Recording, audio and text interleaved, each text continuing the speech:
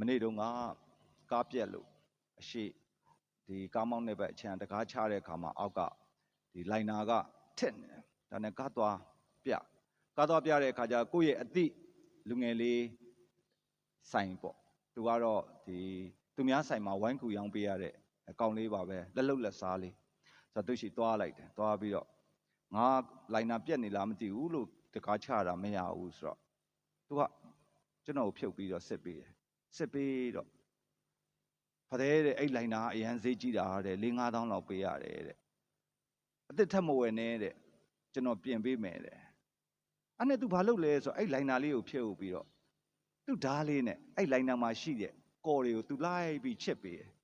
ပြီးသွားတဲ့အခါကျရင် spray လေးဖြတ်ပြီးသူ့လက်နဲ့လိုက်ပြီးရှင်းပေးတယ်အဲ့ဒါဘယ်လောက်ကြာလဲဆိုရင်နိုင်ခွက်လောက်ကြာတယ်ကျွန်တော်ဘေးမှာထိုင်ကြည့်နေအော်လို့သူဈေးရောင်းရမယ်အလုပ်တွေသူ့ကိုခိုင်းထားတဲ့အလုပ်တွေထက်ကိုယ့်ကိုအချိန်ပေးပြီးတော့ဒီပတ်စံ9 တောင်းလောက်ကုန်တဲ့အရာကို तू မကုန်စေခြင်းဘူးလို့အဲ့ဒါကိုသူ့ဓားလေးနဲ့နော်ကော်ရီကိုချစ်ပေးပြီးတော့မှပြန်တက်ပေးလိုက်တဲ့စေတနာစိတ်ကလေးကိုကျွန်တော်ဒီနေ့မနေ့ကျမ်းစာဖတ်တဲ့အခါမှာထောက်ရှုမိတယ်ဝိညာဉ်ကျင်တဲ့အချက်ကလေးကဘာလဲဆိုတဲ့အခါကျရင်ကျွန်တော်တို့ရဲ့ဘဝအတ္တတာမှာတစ်ခါကျရင် setting the boundary လို့ခေါ်တဲ့ကျွန်တော်တို့အုံနှုတ်တွေကြီးလာတဲ့အခါမှာငါကတော့ဒီချိန်ပဲလုံနိုင်နေငါကတော့ဒီအသင်းအဖွဲ့အစည်းရပဲငါကတော့ဒီလုံနေပြီလုံလောက်နေပြီလို့ကိုကိုထင်နေတဲ့အချိန်မှာလက်လုံလက်စားကောင်းလေးကပတ်စံ9 တောင်းကုန်မဲ့အရာလေးကိုနိုင်ခွက်အချိန်ပေးပြီးသူ့အလုပ်တွေကိုပြစ်ထားပြီးလုပ်ပေးတဲ့စေတနာလေးကိုကျွန်တော်ဒီနေ့ထောက်ရှုစဉ်းစားမိခရစ်တုသခင်ကချစ်ခင်လေးစားပါတော့ဘာသူဓမ္မမိတ်ဆွေပေါင်းတို့ဒီကနေ့ကျွန်တော်တို့ကိုဘုရားသခင်ကတတိပေးတဲ့အရာလေးတစ်ခုရှိတယ်အဲ့ဒါကဘာလဲဆိုရင်ကျွန်တော်တို့တူးစီမှာရှိထားတဲ့ဘုရားပေးထားတဲ့ကောင်းမြတ်ခြင်းတွေကိုကျွန်တော်တို့နေ့စဉ်ဘဝအသက်တာမှာဘလို့အသုံးချနေတယ်လဲဆိုတဲ့အကြောင်းအရာလေးကိုဖော်ပြတဲ့အရာလေးဖြစ်ပါတယ်9 ဒါလင်ရှိထားတဲ့လူကနောက်ထပ်9 ဒါလင်ရအောင်ကြိုးစားတယ်2 ဒါလင်ရှိတဲ့လူက2 ဒါလင်ရှိအောင်ကြိုးစားဒါပေမဲ့ထူးဆန်းနေတာက1 ဒါလင်ပဲရှိတဲ့ပုဂ္ဂိုလ်ကဘာမှမလုပ်ဖဲနဲ့တိမ့်ထားတယ်တဲ့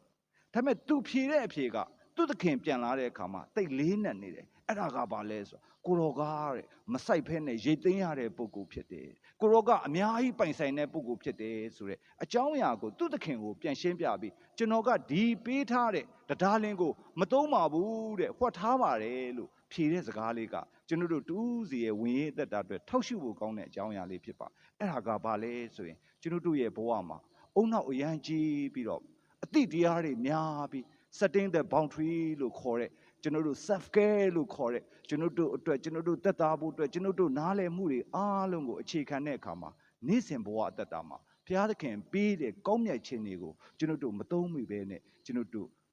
မေ့လျော့ခြင်းတွေနဲ့အသက်ရှင်မိဒါကြောင့်မလို့ဒီကနေ့ဒုတိယကျမ်းစာမှာဘာပြောသလဲဆိုတဲ့အခါကျရင်တယောက်ကိုတယောက်ချစ်ခင်ခြင်း၌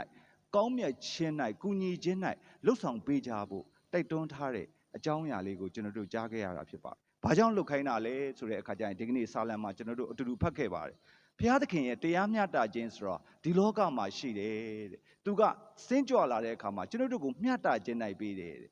ဆိုတော့ကျွန်တော်တို့ဒီနေ့ဝင်ရေးအသက်တာ၌ကျွန်တော်တို့ကိုဘုရားပေးထားတဲ့ကျေးဇူးတော်အသက်တာကိုကျွန်တော်တို့ဘလို့အကောင်းဆုံးအသုံးချနေတယ်လဲဆိုတာကိုထောက်ရှုစဉ်းစားကြည့်ရအောင်အချက်ကလေးတစ်ချက်ကတော့ကျင်းတည်တယ်ကျွန်တော်တို့ဖျားပေးထားတဲ့ကျေးဇူးတော်ကိုကျွန်တော်တို့အကောင်းဆုံးအသုံးချမယ်ဆိုရင်ကျွန်တော်တို့ဘဝမှာတိုးပွားတယ်ဆိုတဲ့အရာသာနဲ့အတိကိုတွေ့ရှိရမှာဖြစ်ပြီးဖျားရဲ့ကျေးဇူးတော်ကိုကျွန်တော်တို့မြုပ်နှံထားတယ်ဆိုရင်တော့ကျွန်တော်တို့နေ့တည်းရဲ့ကုံဆုံးသွားတဲ့အခါမှာကျွန်တော်တို့ဟာဒီနေရာမှာပဲလားလို့ကျွန်တော်တို့သိရှိရတဲ့အသက်တာကိုရမှာဖြစ်တယ်ဆိုတာကိုကိုယ့်ရဲ့ဝင်အသက်တာလေးတွေအတူတကွထောက်ရှုရနေလိုအပ်သောကျေးဇူးတော်ဖျားဖျားကိုအတူတကွတောင်းခံကြရအောင်လို့အားလုံးကိုဖိတ်ခေါ်လိုက်ပါတယ်အားလုံးကျေးဇူးပြုမတ်တည့်ရလဲဆုပန်ကြပါစို့